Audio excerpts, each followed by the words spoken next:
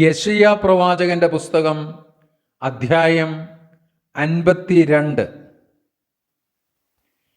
സിയോനെ, ഉണരുക, ഉണരുക, നിന്റെ ബലം ധരിച്ചുകൊള്ളുക. വിശുദ്ധ നഗരമായ യെരൂശലേമേ, നിന്റെ അലങ്കാര വസ്ത്രം ധരിച്ചുകൊള്ളുക. ഇനി മേലാൽ അഗ്രചർമ്മിയും അശുദ്ധനും നിന്നിലേക്ക് വരികയില്ല. പൊടി കുടഞ്ഞുകളക. യെരൂശലേമേ, എഴുന്നേറ്റിരിക്കുക. ബദ്ധയായ സിയോൻ പുത്രി, നിന്റെ കഴുത്തിലെ ബന്ധനങ്ങളെ അഴിച്ചുകളക.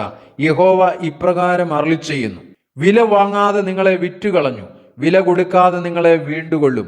യഹോവയായ കർത്താവ് ഇപ്രകാരം അരുളിച്ചെയ്യുന്നു: എന്റെ ജനം പണ്ട് പരദേശവാസം ചെയ്യുവാൻ മിസ്രൈമിലേക്ക് ഇറങ്ങിച്ചെന്നു.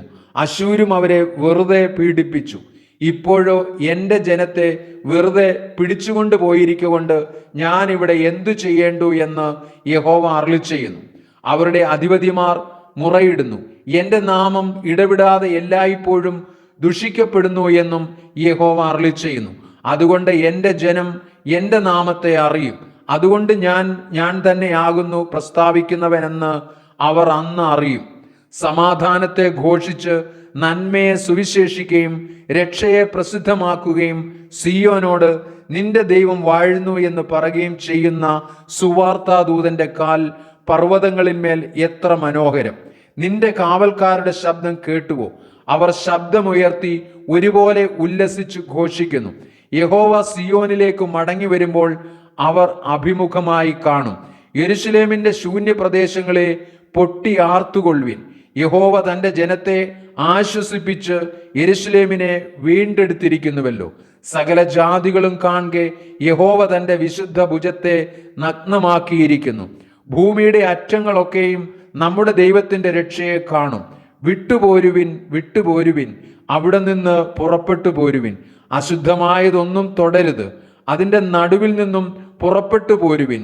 യഹോവയുടെ ഉപകരണങ്ങളെ ചുമക്കുന്നവരെ, നിങ്ങളെ തന്നെ നിർമ്മലീകരിപ്പിൻ. നിങ്ങൾ ബദ്ധപ്പാടോടെ പോകയില്ല, ഓടിപ്പോകയുമില്ല. യഹോവ നിങ്ങൾക്ക് മുമ്പായി നടക്കും.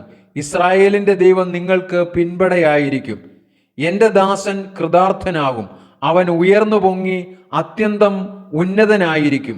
അവന്റെ രൂപം കണ്ടാൽ ആളല്ല എന്നും അവന്റെ ആകൃതി കണ്ടാൽ മനുഷ്യനല്ല എന്നും തോന്നുമാറ് വിരൂപമായിരിക്കൊണ്ട് പലരും നിന്നെ കണ്ട് സ്തംഭിച്ചു പോയതുപോലെ അവൻ പല ജാതികളെയും കുതിച്ചു ചാടുമാറാക്കും.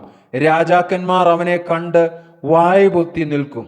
അവർ ഒരിക്കലും അറിഞ്ഞിട്ടില്ലാത്തത് കാണുകയും ഒരിക്കലും കേട്ടിട്ടില്ലാത്തത് ഗ്രഹിക്കുകയും ചെയ്യും.